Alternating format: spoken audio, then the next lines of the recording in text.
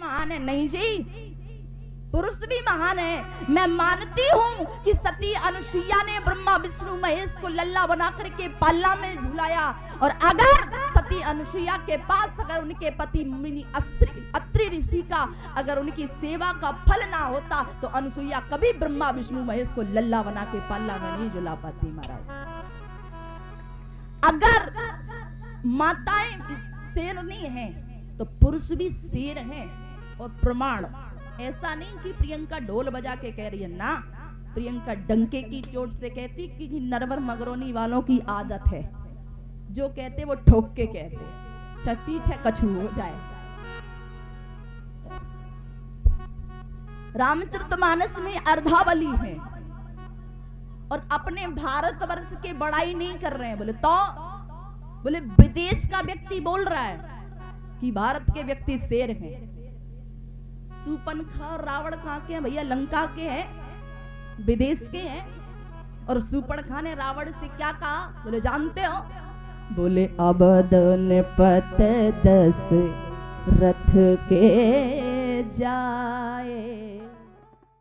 तेरे यहाँ तो भट्ट और महाभट्ट है, पर भारत देश में बोले अवध नृपत दशरथ के जाए, और पुरुष सिंह बन खेलने आए।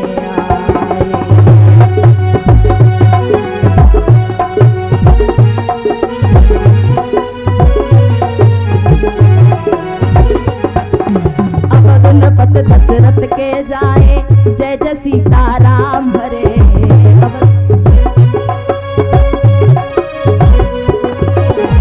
अवध नृपत दशरथ के जाए, पुरुष सिंह बन खेलने आए।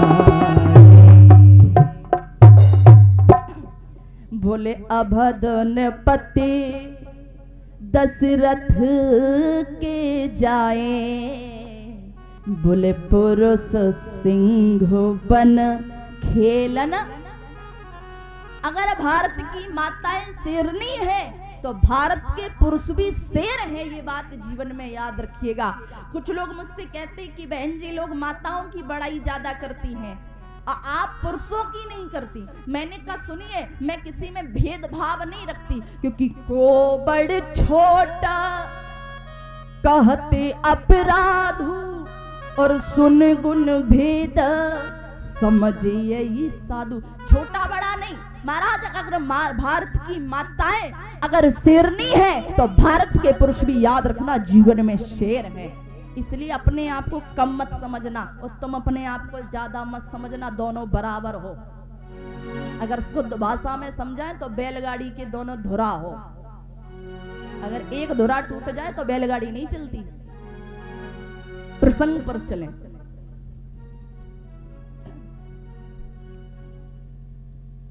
श्री रामचरितमानस भैया एक ऐसा ग्रंथ है, क्योंकि मुझे समय केवल 1 घंटा मिला है, और अब 1 घंटे में क्या प्रसंग रखूं तो ये तो नहीं पता, पर कोशिश करती हूँ। आज मैं आपको रामचरितमानस की केवल एक ऐसी चीज बताऊंगी, केवल आप इस चीज को मान लेना और इसी चीज को जीवन में उतार लेना। गारंटी देती है प्रियंका भारती इस मंच से कि जीवन में आपको अपना सिर किसी के सामने झुकाना नहीं पड़ेगा। केवल एक चीज, हाँ, रावण जब मरने वाला था तो भगवान श्री राम ने लक्ष्मण से कहा कि लक्ष्मण जाओ और रावण से ज्ञान लेकर के आओ। लक्ष्मण गया, सिर की तरफ खड़ा हो गया, ए ज्ञान दे। रावण बोला पहले अपने भैया राम से पूछ के चल, भगा दिया। लक्ष्मण जी फिर आए, बोले भैया रावण से बड़ा अहंकारी दुष्ट पापी कोई नहीं है, मरने वाला है फिर भी उसका अहंकार नहीं गया, बड़ा अहंकारी बड़ा दुष्ट है, ज्ञान नहीं दिया। भगवान श्री राम ने पूछा लक्ष्मण, बोले क्या तुमने ज्ञान मांगा तो खड़े कहां थे? बोले सिर की तरफ खड़ा था। बोले सिर की तरफ खड़े मत होना, चरणों की तरफ जाके खड़े हो। लक्ष्मण जी चरणों की तरफ जाके खड़े हुए और बोले आप हमें ज्ञान दीजिए। तो रावण मुस्कुराया और रावण ने मुस्कुरा के कहा लक्ष्मण मैं तुम्हें क्या ज्ञान दूं जिसका राम जैसा भाई हो, दशरथ जैसा पिता हो, सुमित्रा जैसी माँ हो, भरत जैसा भाई हो, उर्मिला जैसी पत्नी हो और अयोध्या जैसा नगर हो, उससे मैं ज्ञान नहीं दे सकता। बोले नहीं आप ज्ञान दीजिए। तब रावण ने कहा लक्ष्मण मैं तुम्हें ज्ञान नहीं दूंगा। क्यों? क्योंकि ज्ञान तो किताबों से पढ़ करके दिया जाता है। चलिए हम 4 चौपाई पढ़ दें, हम सुना देंगे। आप 4 चौपाई पढ़ दो, आप हमें सुना दोगे। रावण ने कहा लक्ष्मण मैं तुम्हें ज्ञान नहीं दूंगा, मैं उपदेश नहीं दूंगा। क्यों? क्योंकि ज्ञान तो किताबों से पढ़ करके आता है, याद रखिएगा। बोले आप ज्ञान नहीं दोगे तो क्या दोगे? कहा लक्ष्मण मैं तुम्हें ज्ञान नहीं, मैं तुम्हें जीवन का अनुभव दूंगा। क्यों?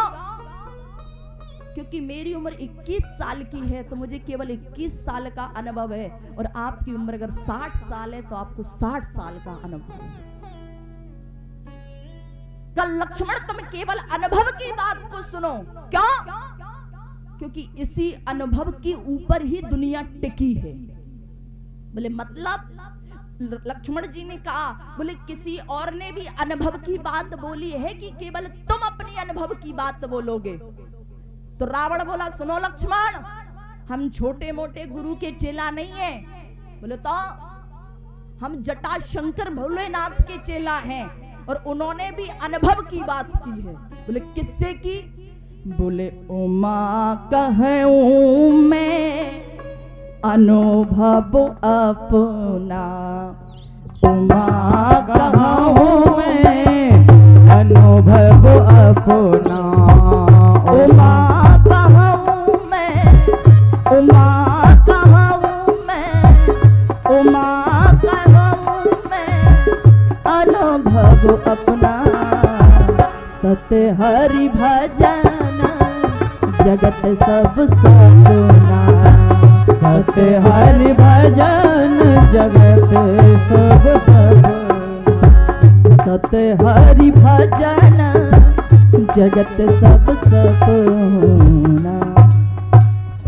बोले उमा कहूं मैं, बोले उमा कहूं मैं। आपको बता दूं मेरी अभी लगभग 10 दिन पहले तबीयत खराब थी, बिरला में भर्ती थी। डॉक्टर ने 15 दिन का बेड रेस्ट बोला है कि बोलना मत, पर वो कहते हैं ना जिस चीज की आदत पड़ जाए तो वो छूटती नहीं है। हाथ देखो महाराज अभी भी बोतलों के निशान है। निवेदन करना चाह रही थी।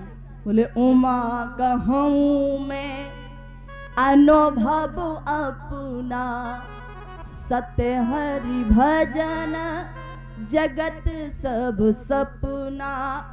रावण बोला लक्ष्मण अनुभव की बात करते हैं, हमारे गुरु ने भी अनुभव की बात की है तो हम भी तुम्हें अनुभव की बात बताएंगे। बोले क्या अनुभव की बात है? का लक्ष्मण तुम जानते हो? बोले क्या? बोले तुम्हारा भाई मुझसे उम्र में छोटा, ज्ञान में छोटा, बल में छोटा, बुद्धि में छोटा, धन में छोटा, सेना में छोटा, पर हार क्यों गया? जानते हो मैं क्यों हार गया और तुम्हारा भाई क्यों जीत गया? इस चीज पे कभी विचार किया तुमने? लक्ष्मण जी बोले मेरे हमारी सेना में योद्धा थे, योद्धा। तो रावण ने कहा सुनो तुम्हारे यहाँ कोई योद्धा नहीं थे, योद्धा हमारे यहाँ थे। मेघनाद और कुंभकर्ण जैसे योद्धा मेरे पास थे, पर मैं हार क्यों गया? तुम्हारा भाई क्यों जीत गया? लक्ष्मण इसका एक कारण नहीं, इसके कई कारण हैं, पर तुम मुझसे ज्ञान लेने आए हो तो केवल ये बात जीवन में याद रख लेना लक्ष्मण। बोले सबसे मूल बात ये है कि लक्ष्मण जीवन में सब करना, झूठ बोलना, पाप करना, सब करना, अधर्म करना, सब करना, पर ये 2 काम मत करना। लक्ष्मण ने कहा रावण सरक गया है क्या? क्या कह रहा है? झूठ बोलना, पाप करना, अधर्म करना। रावण बोला अधर्म करना, पाप करना, यहां तक कि 302 मर्डर भी कर देना, पर ये 2 चीज मत करना। बोले कौन सी? बोले जननी समझा नहु पर नारी, बुद्धुल धन हो पराब बिसते बिसवा।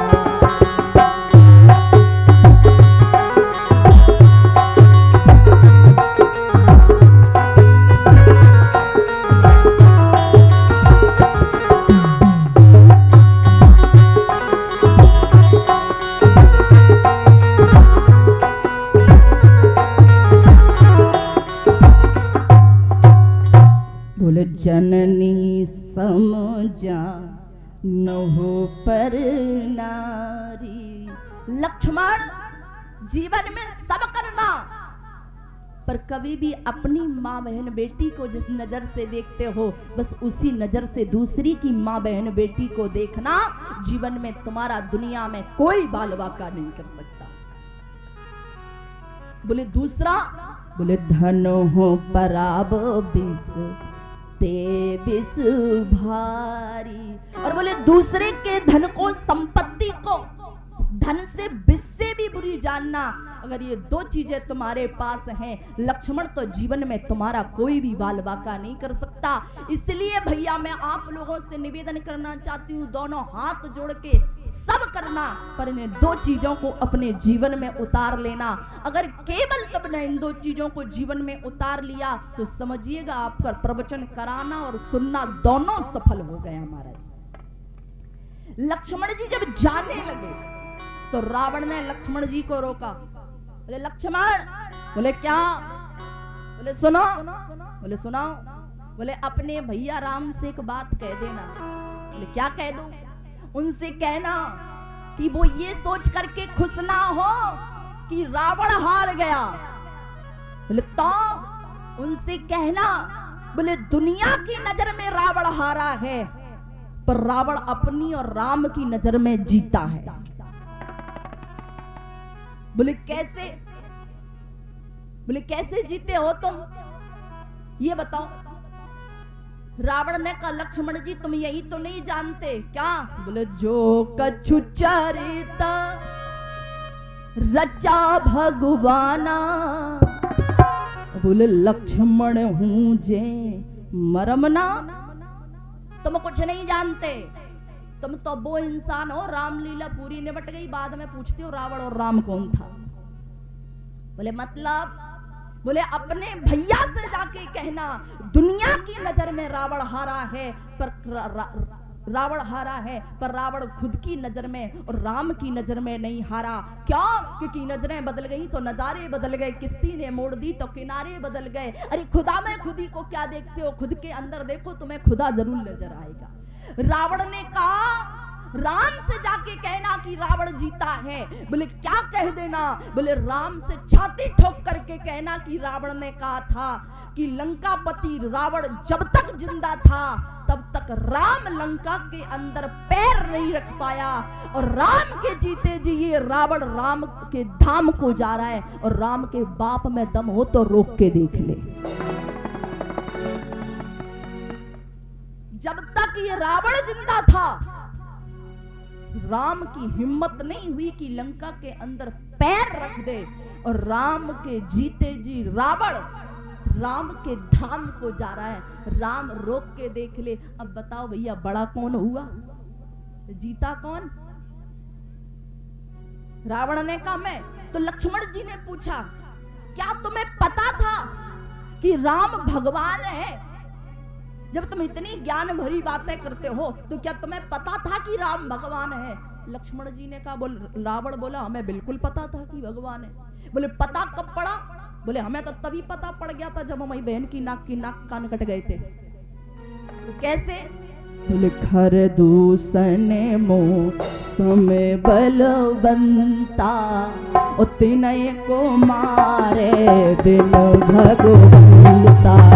खर दूषण मौसम बलवंता, बिन तुम्हारे बिन बलवंता जय जय सीताराम हरे।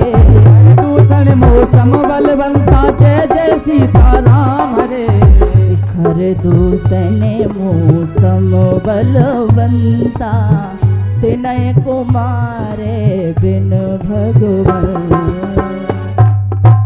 बोले हमें पता था कि खर दूषण को भगवान के अलावा कोई मार नहीं सकता। लक्ष्मण जी ने पूछा बड़े अजीब व्यक्ति हो तुम। बोले क्या?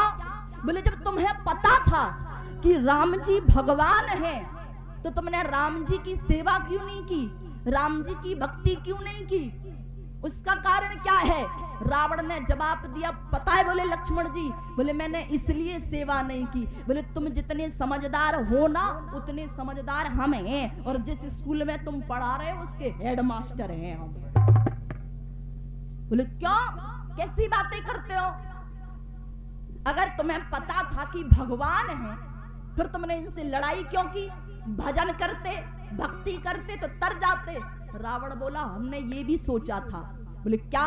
बोले हो ये भजन नहीं तामस देहा, और बोले मन क्रम वचन मंत्र दृढ़। रावण बोला हमने मन में विचार किया। बोले क्या?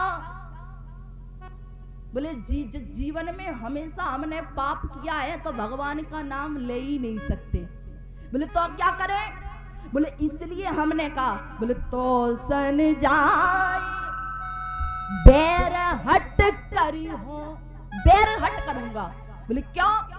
क्योंकि भलाई में तो राम का नाम लूंगा नहीं, और जब राम से लड़ाई कर लूंगा तो 2400 घंटे राम राम राम राम राम का नाम लूंगा। और मुझे पता है कि अगर मैं दुश्मनी के नाते भी अगर राम का नाम लूंगा तो रावण तेरा भव से पार हो जाएगा। बोले किस कहीं लिखा है कि राम का नाम लेने से पार हो जाएंगे? बोले बिल्कुल लिखा है। लक्ष्मण जी ने कहा बोले रावण तुम्हें नहीं पता, भगवान का तो नाम अगर भाव से लेते हैं तो पार होते हैं। रावण बोला चुप करो, तुम्हें कुछ नहीं पता, हमसे सुनो ज्ञान तुम। बोले क्या? बोले राम का नाम चाहे जैसे लोग पार हो जाओगे। बोले गारंटी प्रमाण? बोले सुनो। क्या?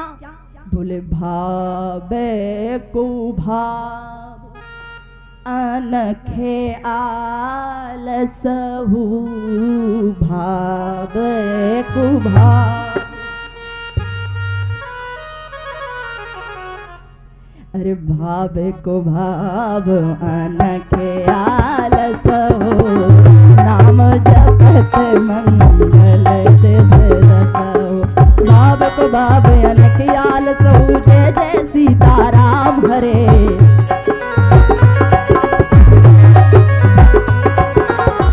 भाव को भाव अनखे आलस हो, नाम जपत मंगल दिस दस। रावण बोला भाव को भाव, अगर मन में भाव है तो नाम लो, और भाव नहीं है कुभाव तो भी नाम लो। भाव कुभाव अनखे आलस हो, अनख से लो, बुरा मन हो, आलस हो तो भी लो। क्यों? बोले नाम जपत मंगल दिस, नाम जपते ही चारों दसों दिशाओं में मंगल होने लगता है। अब प्रश्न उठा, अब ये तो साधु साई भाषा है, अपनी गांव की भाषा में अपन समझें। राम का चाहे जैसे नाम लो भव से पार जरूर हो जाते हैं। बोले कैसे? बोले तुलसी अपने राम को, बोले रीज भजो चाहे खीज, और बोले खेत पर जमाएगो भैया उल्टो सीधो। रावण ने कहा बोले मैंने नाम लिया इसलिए मैं भवसागर से पार हो गया। लक्ष्मण जी ने पूछा एक बात बताओ, तुमने राम जी से लड़ाई तो लड़ी तो तुमने इतना बड़ा युद्ध क्यों किया? बोले उसका कारण है, बोले राम का नाम लेकर के केवल मैं तो पार हो सकता था, पर मेरे परिवार मेरे 1 लाख पुत्र और 1.25 लाख नाती पार नहीं होते, इसलिए इन लोगों को भी मैंने भवसागर से पार करने के लिए इसलिए राम जी से युद्ध कराया। क्यों? क्योंकि भगवान के हाथ से जो भी मरे वो सीधा मोक्ष को प्राप्त होता है। बोले अच्छा एक बात बताओ। बोले क्या? बोले तुमने सबके मोक्ष का उपाय बताया, तो विभीषण को राम जी के पास क्यों भेज दिया? वो क्या तुम्हारा भाई नहीं है? तुम नहीं चाहते क्या वो पार नहीं होता? हाँ ये बताओ। रावण बोला ये भी तुम्हें पता नहीं है। बोले क्या? बोले हम तो जन्म से ही हते लठदार हैं। और बोले विभीषण जन्म से कैसा था? बोले भक्त था। रामायुधि अंकित ग्रह शोभा वरनी न जाए। बोले नव वृंद का तुलसी तहा देख हरसी कपीराय। बोले राम नाम ते ही सुमरन कीना। और बोले हृदय हरस कपि सज्जन। विभीषण तो सज्जन था और हमने उसे लंका से बाहर इसलिए निकाला लक्ष्मण, मैं जानता था अपने भाई को अगर विभीषण मेरे साथ रहा तो बेशक वो भगवान का भक्त है, पर भाई के लिए वो भी युद्ध करता। और लक्ष्मण अगर विभीषण भी अगर युद्ध करता तो वो भी मारा जाता, तो उत्तम कुल और पुलस्त का नाती तो हमारा कुल समाप्त हो जाता। और सबसे बड़ी बात हमारी हिंदू पद्धति के अनुसार नियम है, अगर किसी की मृत्यु हो जाए और उसके परिवार का व्यक्ति जब तक पिंड दान नहीं करता तब तक उसको मोक्ष और शांति मिलने वाली नहीं है। रावण ने कहा हम सभी मर जाते तो हम पिंडदान को कर दो, इसलिए पिंडदान के लिए एक व्यक्ति को छोड़ दिया था। अच्छा बोले हाँ। बोले अब तुम जाओ। लक्ष्मण जी ने जाते जाते एक बात और पूछी। बोले क्या? बोले कोई एक आध मूल मंत्र और दे दो तुम। बोले मूल मंत्र? बोले हाँ। तो बोले मूल मंत्र सुन लो, और ये मूल मंत्र हमारा नहीं है, ये मूल मंत्र तुम्हारे भैया का है। बोले कौन सा? बोले मंत्र जापे मम दृढ़ विश्वासा। रामचरितमानस के अरणकांड में प्रभु श्री राम ने माता सबरी को नवदा भक्ति बताई, उसमें ये पांचवी भक्ति बताई है। बोले कौन सी? बोले ए मंत्र जाप मम दृढ़ विश्वासा, मंत्र जाप मम दृढ़ विश्वासा, मंत्र जाप मम दृढ़ विश्वासा, मंत्र जाप मम दृढ़ विश्वासा। ओ पंचम भजन सुवेद प्रकाशा, पंचम भजन सुवेद प्रकाशा।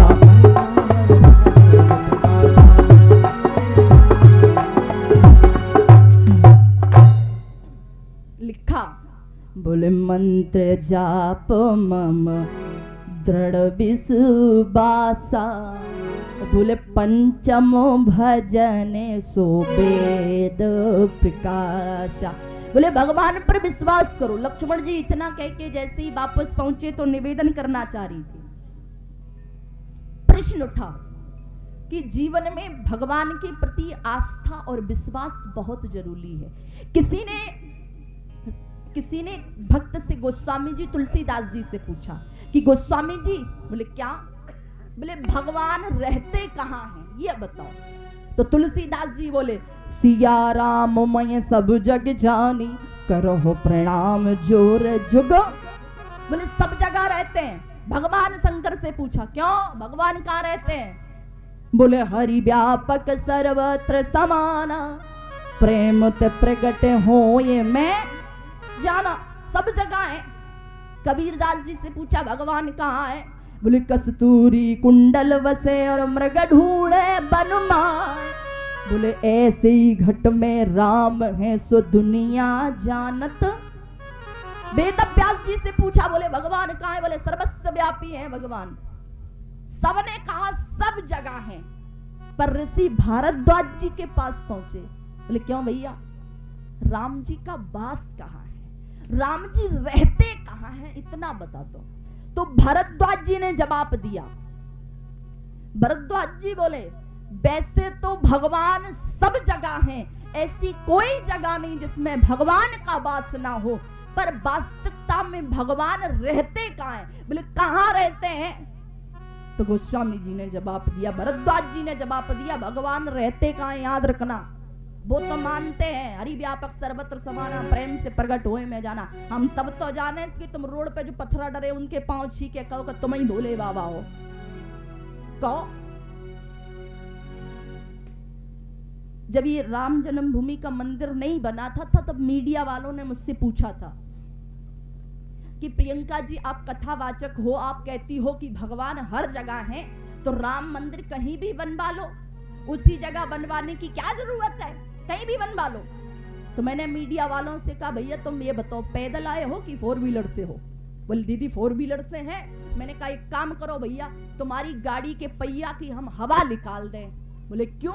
मैंने कहा पहले बात सुनो, अगर हम आपके पहिए की हवा निकाल दें और फिर तुमसे कहें तुम कहां जाओगे हवा डलवाने, बोले जो पंप पे जाएंगे, प्रेशर पे जो हम हवा डालता होगा। मैंने क्यों? मैंने कि हवा भी तो सब जगह है, भर लो। हवा भी तो सब जगह है। बोले नहीं नहीं दीदी कैसी बातें करती हो, हवा सब जगह है तो क्या है, पर बोले पहिया में हवा तो वहीं डालेंगे, डलवाएंगे जहां डलती है। मैंने कहा तो बेवकूफ गधा। बोले क्यों दीदी? बोले गधा क्यों बोल रही हो? मैंने कहा गधा तो सोचो, बहुत अच्छी उपमा दे दी, क्योंकि रावण के सिर पे भी गधा का सिर था।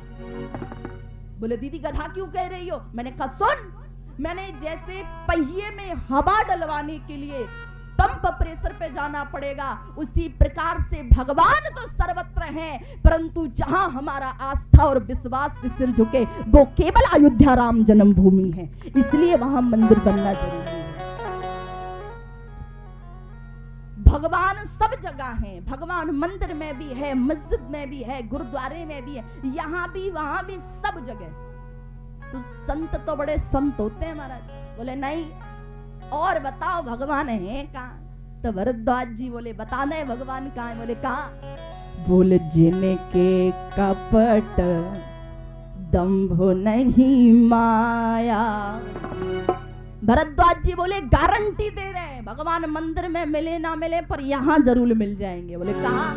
बोले जिनके कपट दंभ नहीं माया, तिनके हृदय बसौ रघुराया। कपट नहीं माया, तिनके हृदय बसौ रघुराया।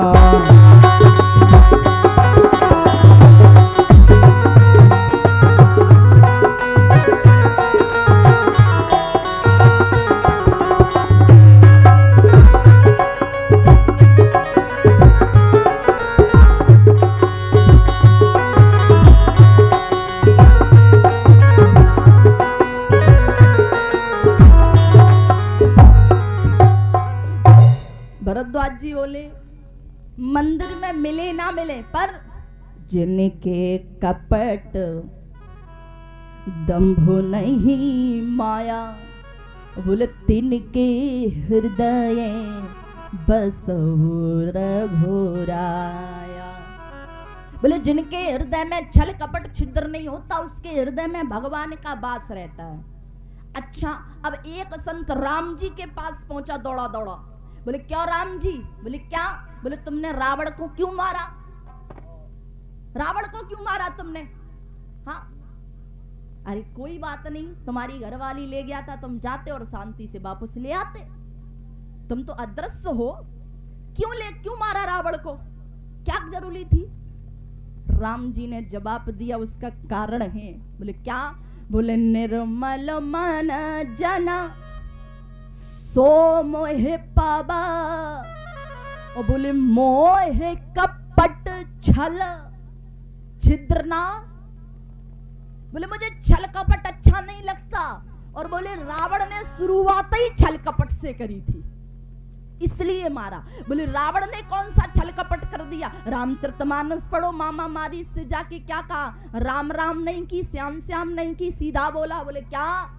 बोले हो वो कपट मृग तुम छलकारी, और जीविदी हरियाणो नृप। बोले सीधा छल से बात की। मैं निवेदन इस बात का करना चाह रही थी आप लोगों से कि मंत्र जापे मम दृढ़ विश्वासा, और बोले पंचम भजन सो वेद प्रकाशा। भगवान पर विश्वास करना ही सब कुछ है। अगर विश्वास कर लिया तो सब है, और विश्वास नहीं किया तो कुछ भी नहीं। प्रैक्टिकली बता दूं,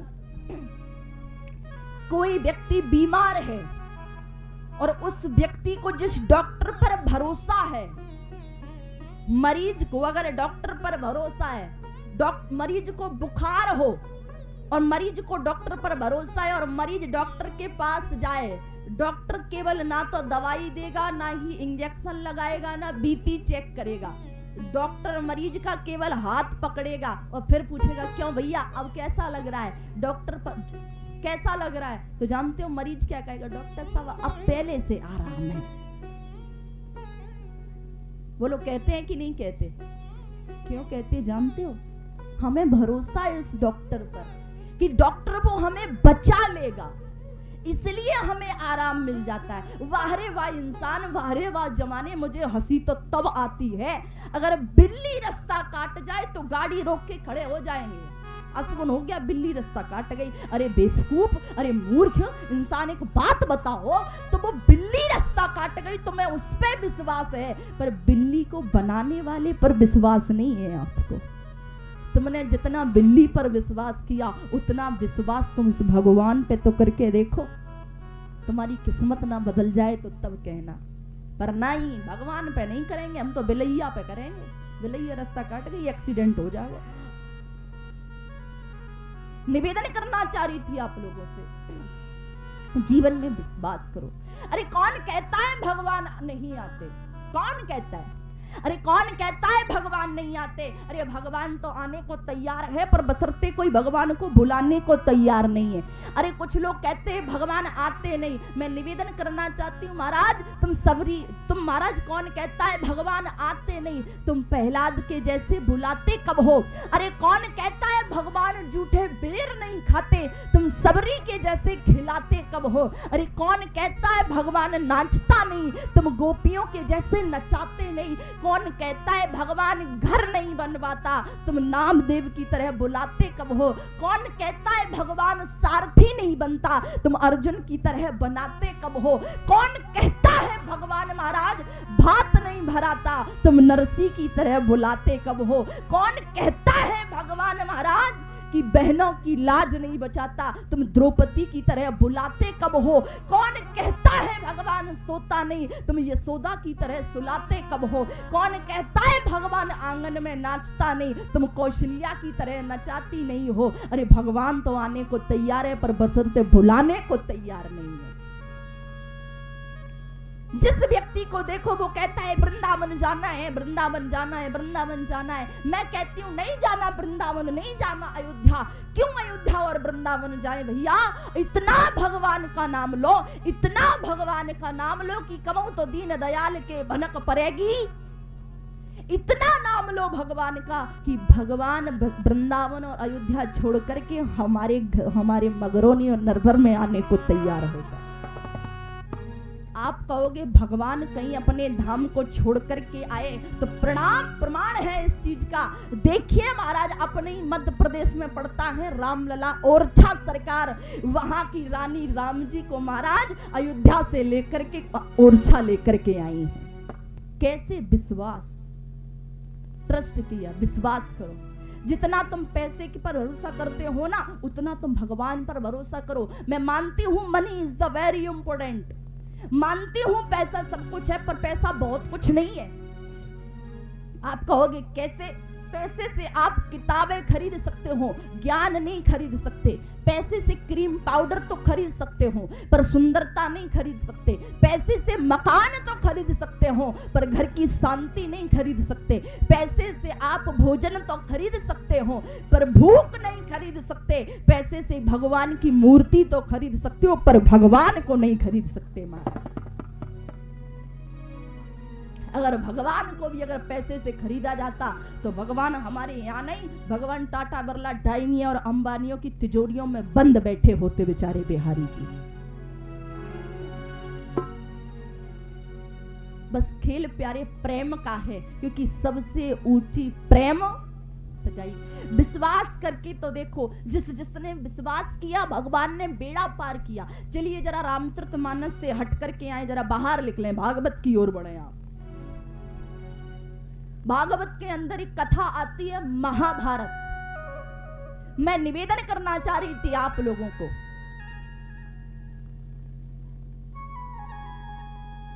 मंत्र जाप मम दृढ़ विश्वासा पंचम भजन सो वेद प्रकाश, केवल इसी चौपाई पर बोलूंगी मैं। महाराज द्रौपदी को भगवान पर भरोसा हुआ, पर बाद में हुआ। आप कहोगे कैसे हुआ? महाराज पांचों पांडव और दुर्योधन मिलकर के जब जुआ खेलने लगे महाराज, और आज पांचों पांडव धीरे धीरे करके राजपाट मकान दुकान जब हर चीज हार गए, अंतो जाकर के आज पांचों पांडव ने अपनी पत्नी द्रौपदी को दांव पर लगा दिया।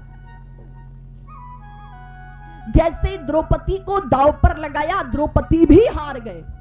और आज जैसे ही द्रौपदी को हारे तो दुशासन ने खड़े होके, दुर्योधन ने दुशासन से कहा, दुशासन जाओ और जाकर के खड़े होकर के उस महल में बैठी द्रौपदी को बालों से घसीट करके इस राज्यसभा में लेकर के आओ। मैं निवेदन करना चाहती हूँ महाराज। वो दुशासन गया, द्रौपदी को बालों से पकड़ करके घसीट करके राज्यसभा में लेकर के आया। निवेदन करना चाह रही थी आप लोगों से, आज उस द्रौपदी को भगवान पर कुछ देर के लिए भरोसा नहीं था। अगर भरोसा होता तो दुर्योधन की इतनी हिम्मत नहीं थी कि वो साड़ी को हाथ भी लगा जाता। भरोसा किया पर बाद में किया, कहा कि इसकी साड़ी को खींच दो, नग्न कर दो। अरे द्रौपदी ठिला करके बोली, मेरे 5 पति बैठे हैं, इनके होते हुए किसी की ताकत है जो मेरी साड़ी को हाथ सगा लगा सके? गुरु कृपाचार्य दृष्टाचार्य बाबा भीष्म पितामह बैठे, इनके होते हुए किसी की हिम्मत सामर्थ्य ताकत नहीं है जो मेरी साड़ी को हाथ लगा सके। जैसे दुर्योधन ने साड़ी खींचना शुरू की, 5 हाथ साड़ी खिंच गई। एक नजर घुमाई, देखा पांचों पति नजर झुका के बैठे हैं। द्रौपदी ने कहा, कोई नहीं, मैं क्षत्राणी हूं, अपनी रक्षा स्वयं करना जानती हूं। द्रौपदी ने अपनी साड़ी के पल्लू को दांतों के नीचे दबा लिया। अनुमान लगाओ, कहां वो 10,000 हाथियों का बल रखने वाला दुशासन, और कहां वो अबलासी नारी। एक झटका दिया, साड़ी का पल्लू नीचे में कोई लाज बचाने वाला नहीं है। एक बात जीवन में याद रखिएगा भैया, जब समय बुरा आता है तो ध्यान रखना, घर परिवार सगा संबंध कोई भी तुम्हारा साथ नहीं देता। जब समय तुम्हारा सही होता है तब सब तुम्हारे साथ है, और समय अगर गलत है तो याद रखना जीवन में तुम्हारा कोई नहीं है। क्यों? अगर जेब में अगर 100 का नोट है तो 1000 रुपए देने वाला व्यक्ति मिल जाएगा। अगर 1000 रुपए है तो लाखों रुपए देने वाले लोग मिल जाएंगे। अगर जेब में अगर 1 रुपए नहीं है ना, तो याद रखना कोई तुमसे राम राम करने वाला भी जीवन में नहीं मिलेगा।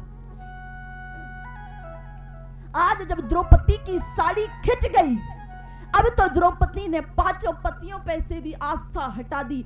अब तो द्रौपदी दोनों हाथ खड़े करके बोली, हे द्वारकाधीश कन्हैया, अगर आज मेरी लाज चली गई तो याद रखना कलयुग में कोई भी बहन अपनी भाई की कलाई पर राखी तो बांधेगी, पर इतना जरूर कह देगी, जब द्रौपदी का भाई कृष्ण उसकी रक्षा ना कर सका तो तू क्या मेरी रक्षा करेगा?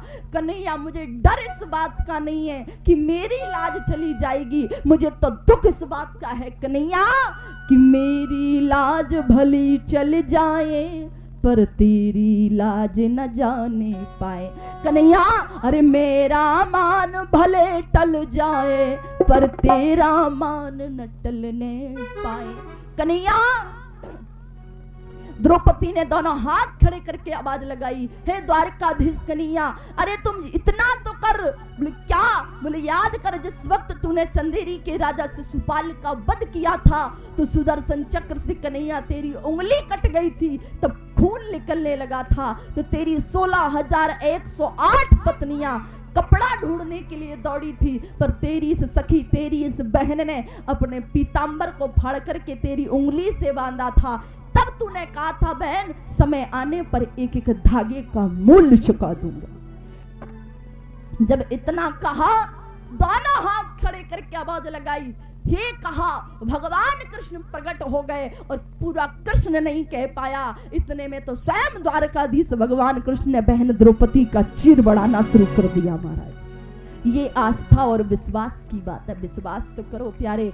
यहां से एक बात मैं आप लोगों को बता दूं, रामचरितमानस और भागवत के अंदर याद रखिएगा, द्रौपदी को तो भागवत के अंदर केवल एक जगह दांव पर लगाया है, द्रौपदी को एक जगह दांव पर लगाया है, पर महारानी सीता को दो जगह दांव पर लगाया है। याद रखिएगा, द्रौपदी को एक जगह दांव पर लगाया, पर सीता जी को तो दो जगह दांव पर लगाया है। आप कहोगे किन किन ने लगाया? प्रमाण, पहला महाराजा जनक ने दांव पर लगा दिया और कहा क्या? बोले सो ही पुरार को, बोले दंड कठोरा, बोले राज समाज आज जी दांव पर लगा दिया। जो भी इस धनुष को तोड़ देगा, सीता की शादी कर दूंगा। त्रिभुवन जय समेत बय देही, बिनहि विचार बरे हट। महाराज जनक ने दांव पर लगा दिया, चाहे 16 साल का लड़का धनुष तोड़े, चाहे 18, चाहे 90 साल के बूढ़े दादा धनुष तोड़े, सीता की शादी उसके साथ कर दी जाएगी।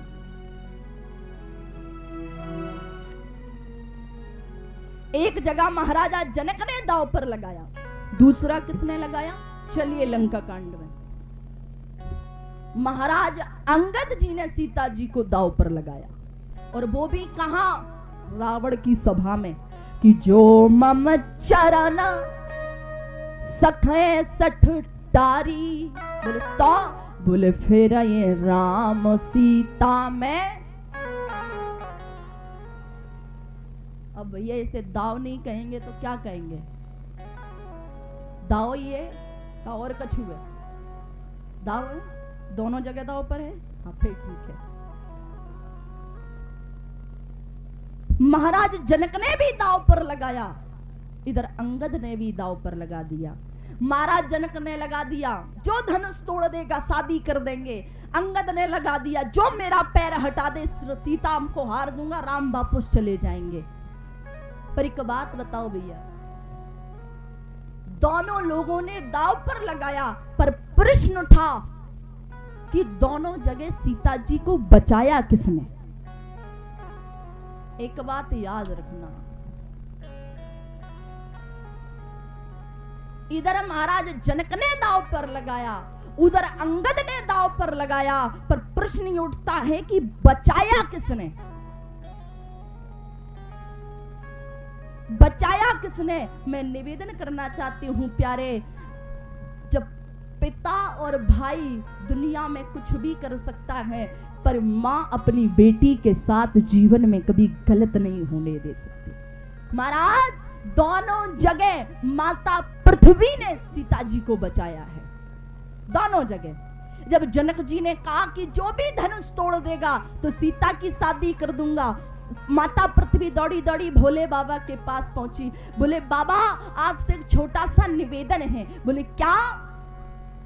बोले अगर धनुष किसी राक्षस ने तोड़ दिया तो मेरी बेटी की जीवन बर्बाद हो जाएगा।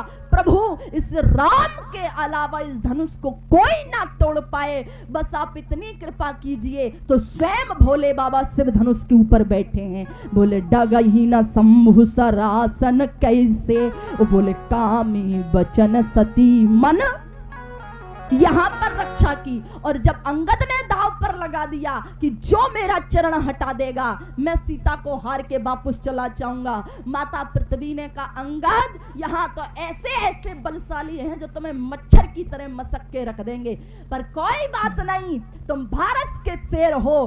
पृथ्वी जब तक है, जब तक मां तुम्हारे साथ है, तब तक चिंता करने की जरूरत नहीं। बोले भूमि न छाड़त कपि चरण, माता पृथ्वी ने चरण पकड़ लिया महाराज आज अंगद जी का।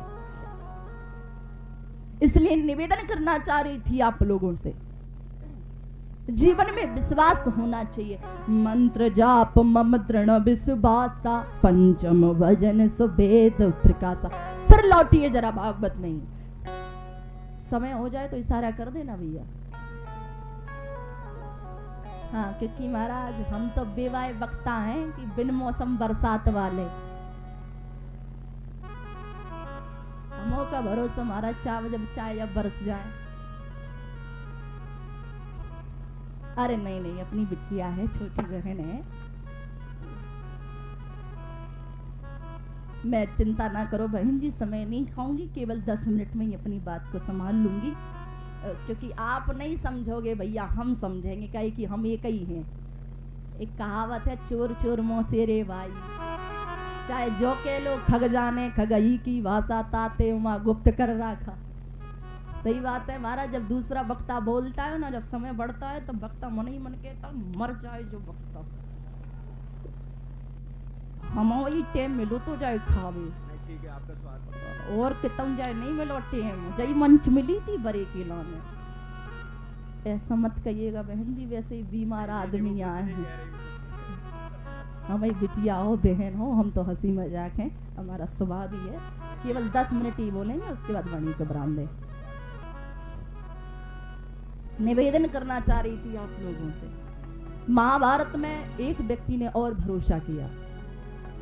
आज महाभारत के युद्ध के चलते चलते जब कई दिन व्यतीत हो गए, जब कई सारे दिन जब व्यतीत हो गए, तो एक दिन दुर्योधन जाके बाबा भीष्म पितामह से बोला, बाबा आप उन 5 पांडवों की तरफ युद्ध कर रहे हो, मेरे इतने भाई मारे जा चुके हैं और ये 5 के 5 पांडव जिंदा हैं।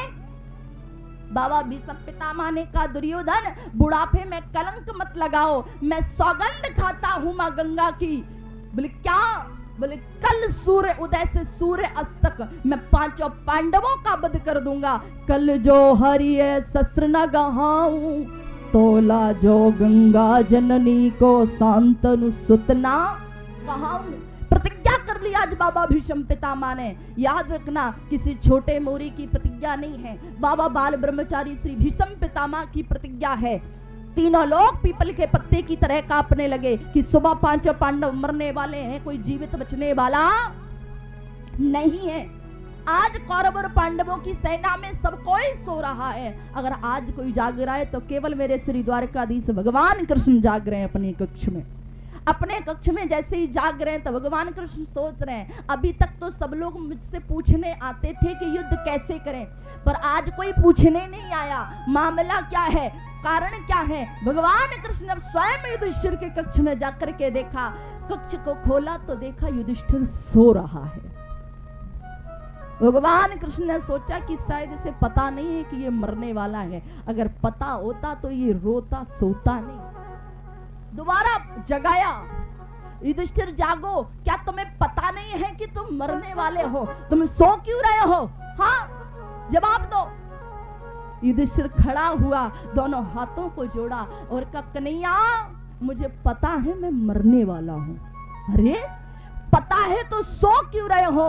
बोले कन्हैया मैं इसलिए सो रहा हूँ, ये होनी चाहिए आस्था और व्यवस्था, ये होनी चाहिए विश्वास। युधिष्ठिर ने जवाब दिया, कन्हैया मैं इसलिए जाग रहा हूँ, जब मेरे पीछे जागने वाला, जब तीनों लोकों का परमपिता परमात्मा जाग रहा है तो फिर मुझे जागने की जरूरत नहीं है। जो इतनी आस्था देखी, भगवान कृष्ण बाहर निकले, सिंहासन हिल उठा, अर्जुन के कक्ष में गए, जगाया, अर्जुन जागो, क्या तुम्हें पता है तुम मरने वाले हो और तुम सो रहे हो? अर्जुन उठा, खड़ा हुआ, हमें पता है कि मैं मरने वाला हूं, तो सो क्यों रहे हो? कन्हैया मैं तो इसलिए सो रहा हूं, याद करो वो दिन कन्हैया जिस दिन मैंने तुम्हारे हाथ में रथ के घोड़ों की लगाम नहीं दी थी, मैंने तुम्हारे हाथ में उस दिन अपने जीवन की लगाम भी तुम्हारे हाथों में दे दी थी। अब मेरा जीवन है तुम्हारे हवाले, अब तुम जानो तुम्हारा काम जाने। कन्हैया भगवान कृष्ण ने इतना सुना तो कन्हैया जी का सिंहासन हिलने लगा। कन्हैया जी ने कहा, अगर इन भक्तों को कुछ हो गया तो प्रवचन सुनने वाले तो दूर, कोई मंदिर में घंटी हिलाने वाला भी नहीं मिलेगा। द्रौपदी के कक्ष में गए, द्रौपदी को जगाया, द्रौपदी जाग। बोले क्या? बोले तू सो रही है, तेरे 5 पति मरने वाले हैं, तू सो क्यों रही है? जाग। द्रौपदी ने कहा कन्हैया मैं इसलिए सो रही हूँ। बोले किस लिए? बोले जिस बहन का भाई कृष्ण हो उस बहन को चिंता करने की जरूरत नहीं है। जिस भाई ने मेरी लाज बचाई थी आज वही भाई मेरे मांग का सिंदूर भी बचाएगा। भगवान कृष्ण बोले द्रौपदी पूजा करने के लिए चलना है, खड़े हो जल्दी चलो। द्रौपदी बोली 3 बजे कोई पूजा का मुहूर्त नहीं होता। बोले हो ना हो पर अभी चलो। जैसे ही चलने लगे तो द्रौपदी की चप्पल चटर पटर की आवाज कर रही थी। तो भगवान कृष्ण बोले द्रौपदी ये चप्पल मुझे दे दो। क्यों? अगर इन चप्पल की आवाज सुन के कोई जाग गया तो याद रखना एक मटके को तो बंद कर सकते हैं पर जमाने के मुंह को बंद नहीं कर सकते। द्रौपदी हमें तुम्हें पता है हमारा तुम्हारा रिश्ता क्या है, पर इतनी रात में कोई देखेगा तो गलत समझेगा। आज भगवान कृष्ण ने द्रौपदी की चप्पलों को लिया, अपने पीतांबर में लपेट करके अपने पास रखा।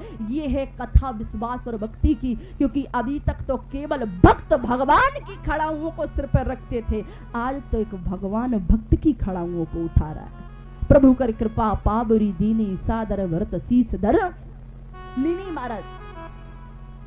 अब लेके कहां जा रहे हैं? बाबा भीष्म पितामह की कुटिया तक। बाबा भीष्म पितामह की कुटिया तक बजने तक बज गए महाराज 4 और इधर भी 4 बजने वाले हैं। जैसे ही बाबा भीष्म पितामह की कुटिया तक पहुंचे तो बज गए 4 और निवेदन करना चाह रही थी। बाबा भीष्म पितामह नहा धो करके अपने भजन कर रहे थे, माला कर रहे थे। भगवान कृष्ण ने द्रौपदी को समझा दिया कि करना क्या है। बोले द्रौपदी बोली ठीक है। द्रौपदी ने डाला लंबा सा घूंघट और भगवान कृष्ण दरवाजे पर खड़े हो गए। द्रौपदी गई तो बाबा भीष्म पितामह को लगा कि शायद दुर्योधन के घर से उसकी घरवाली आ गई। बाबा भीष्म पितामह को लगा कि दुर्योधन के घर से उसकी घरवाली आ गई। द्रौपदी चरणों में लेट करके प्रणाम किया तो बाबा भीष्म पितामह ने आशीर्वाद दिया। बोले सौभाग्यवती भव। फिर भी द्रौपदी खड़ी नहीं हुई। फिर कह दिया सौभाग्यवती भव, फिर भी खड़ी नहीं हुई। अब तो बाबा भीष्म पितामह बोले जा बिटिया अखंड सौभाग्यवती भव। अब द्रौपदी धीरे से आशीर्वाद लेके खड़ी हुई, धीरे से पल्लू सरकाया, बोली बाबा अब तो तुम दल बदलू है गए, मुंह देख के कान लगे। श्याम को मेरा छोटा देवर आया तो उससे कह दिया मेरे 5 पतियों को मार डालोगे और मुझसे कहते हो अखंड सौभाग्यवती भव। भगवान भीष्म पितामह कहने लगे द्रौपदी सच बता, यहाँ तू अपने मन से तो आने वाली नहीं है, यहाँ तुझे लाने वाला कौन है पहले उसका नाम बता, उसका नाम बता। द्रौपदी ने इशारा कर दिया हमें लाने वाले बाहर खड़े हैं। और भगवान कृष्ण थोड़े ज्यादा ही चतुर चंचल चालाक है ना, तो तुरंत अपने पीतांबर से ही अपना घूंघट डाल लिया। अब जैसे ही अपना घूंघट डाला तो बाबा भीष्म पितामह रुक गए। अरे ये कैसी माता जी है? ऊपर से नीचे तक मर्दानी कपड़े, ऊपर से माताओं का पल्लू, दाल में कुछ काला है। घूंघट में से बिहारी जी बोले बाबा दूर ही दूर रहना, पूरी दाल ही काली है। पर एक बात याद रखना, जैसे महाराज सच कभी नहीं छिपता वैसे ही भगवान भी अपने भक्तों से कभी नहीं छुप सकते। जब ज्यादा गौर से देखा तो भगवान कृष्ण के माथे पर मोर पंख दिख रहा था। बाबा भीष्म पितामह समझ गए मोर पंख धारण करने वाले तो केवल मेरे द्वारकाधीश भगवान कृष्ण ने एक झटका दिया महाराज, चप्पल नीचे गिर गई। बाबा भीष्म पितामह ने चप्पलों को उठाया और भगवान कृष्ण की तरफ दोनों हाथों को जोड़ करके द्रौपदी को बुलाया और कहा बोले द्रौपदी तू तो पागल है। बोले क्यों? बोले मुझ जैसा एक भीष्म क्या अगर 1000 भीष्म भी प्रतिज्ञा कर लें तो अभी तेरे पतियों का बाल बाका करने वाला कोई नहीं है इस दुनिया में। क्यों? क्योंकि जिसका जगत पति रखवाला भैया उसको कौन है मारन। बोले जाको राखे साइया और बोले मार सके नहीं कोई, तो बोले बाल न बाका कर सके भैया जो जग बैरी होए। इसलिए भैया भगवान पर विश्वास करो, समय अपनी ओर जा रहा है, वैसे ही स्वास्थ्य बड़ा गड़बड़ है आजकल। आइए 2 बार भगवान के नाम का संकीर्तन, उसके पश्चात बनी को राम और फिर जैसी राम जी की मर्जी। हम तो आपकी बिटिया है, चाहे तब फोन लगा दिए चाहे जब सुन ली हो। और कुछ गलती हो गई हो तो माफ़ी मांगूंगी सभी आचार्य जी से भी, बहन जी से भी, संगीत, और एक बार संगीत वालों के लिए जरूरत ताली बजाइए। अगर ये लोग हमारा साथ नहीं देना, हम सच बता रहे हैं, अगर संगीत वाले साथ ना दें तो सब वक्ता ऐसे लगेंगे महाराज जैसे फटो बांस। इसलिए इन सभी लोगों को भी बहुत बहुत धन्यवाद। आइए दो बार ईश्वर का नाम। सीताराम जी की प्यारी, बड़े भाव और मस्ती के साथ बोलेंगे। सीताराम जी की प्यारी रजधानी लागे, महारानी लागे, मन सरयू जी को मीठुर मीठुर पानी लागे। राम जी की रानी राजधानी लागे, मन जोनी तो सरयू जी को पानी लागे।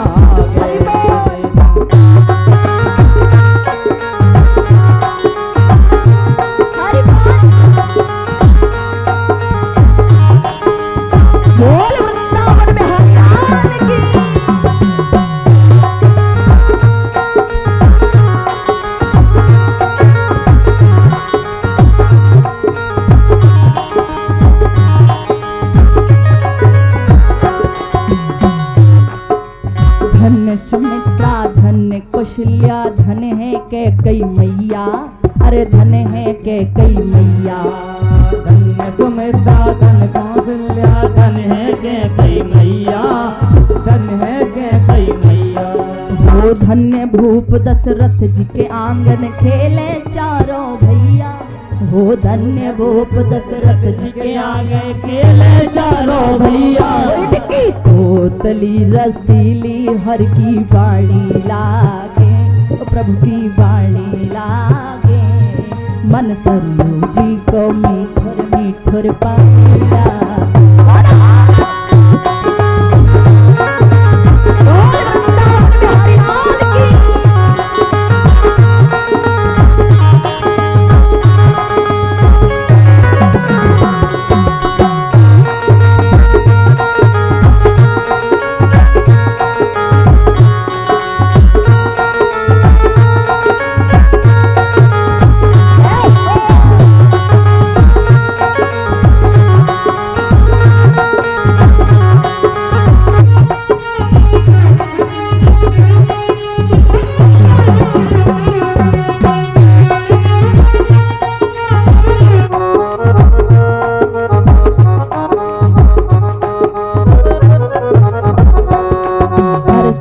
सुहावन राम जन्म भूमि श्री रघुवर राम लला की, अरे रघुवर राम लला की।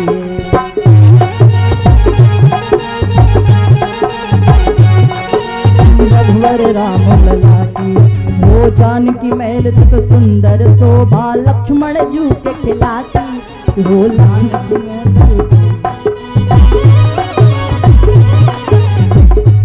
सीताराम जी की शोभा। ऐसे नहीं, ऐसे लड़वे की कह दो तो फिर देखो महाराज हम ये जो कछु ऐसे हैं। सीताराम जी की शोभा गुणे खाने लागे, बड़ी प्यारी लागे, मन सरयू जी को मीठुर मीठुर पानी लागे।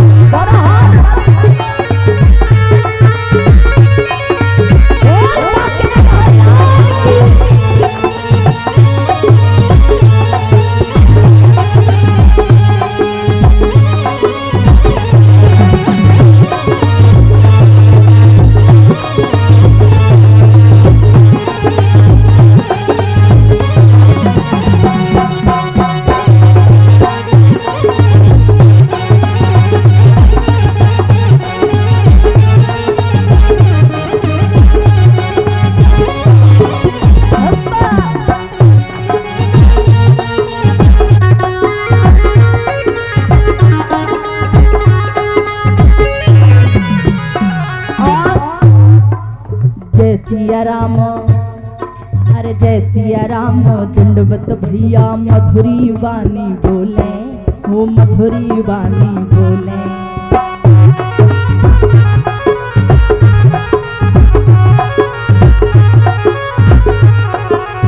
जय सिया राम दंडवत भैया मधुरी वाणी बोले, अरे मधुरी वाणी बोले।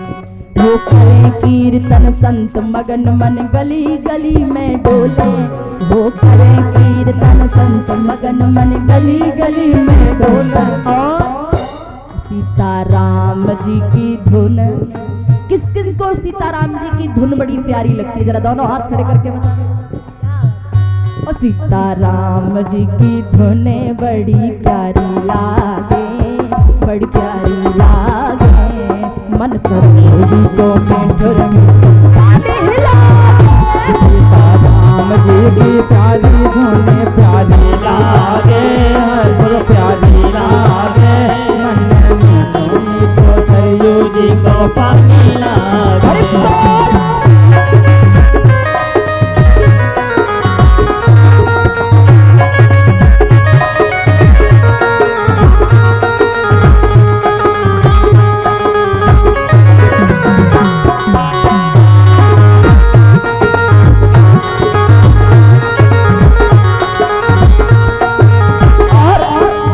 जरा 2 मिनट अयोध्या हो आए तो 2 मिनट वृंदावन और चलो।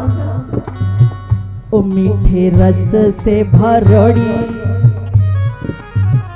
ओ मीठे रस से भरोड़ी राधा रानी लागे, महारानी लागे। मन यमुना जीरो खारो खारो पानी लागे। मीठे रस से भरोड़ी राधा रानी लागे, महारानी लागे। मन कारो कारो जमुना जी को पानी लागे।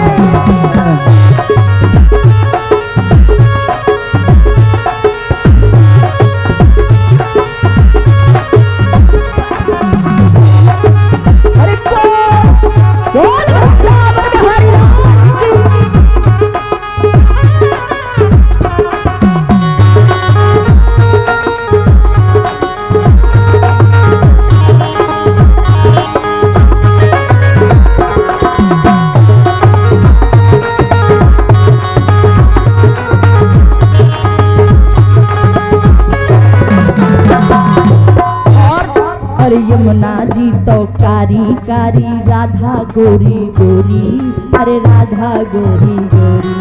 अरे यमुना जी तो कारी कारी राधा गोरी गोरी, राधा गोरी गोरी। वो वृंदावन में धूम मचावे बरसाने की छोरी, वो वृंदावन में धूम मचावे बरसाने की चोरी। रूप रंग से छबीली,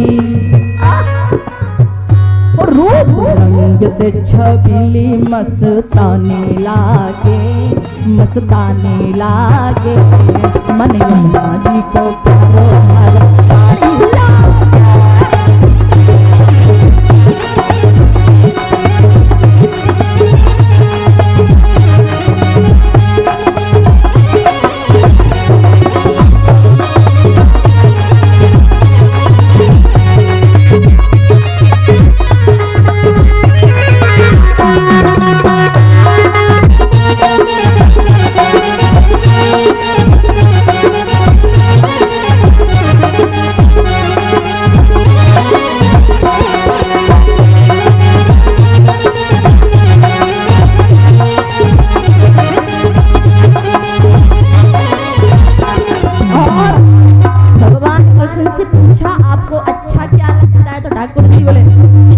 ना भावे मन माखन मिश्री, ना कोई और मिठाई, अरे ना कोई और मिठाई।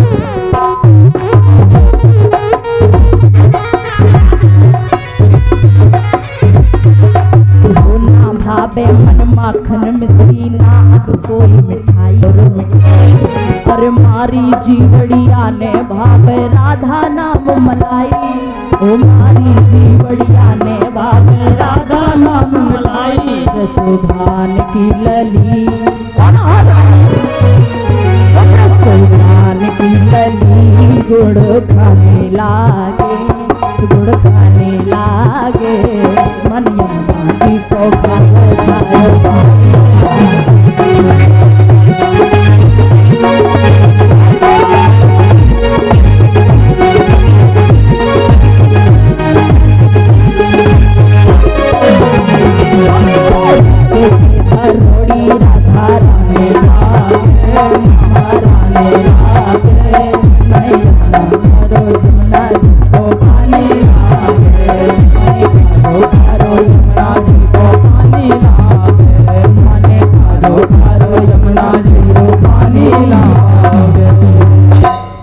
थोड़ा सा समय ज़्यादा ले लिया, इसके लिए माफ़ी चाहती हूँ। इन्हीं शब्दों के सतमणि को ब्राह्म बोलिए वृंदावन बिहारी लाल की जय हो।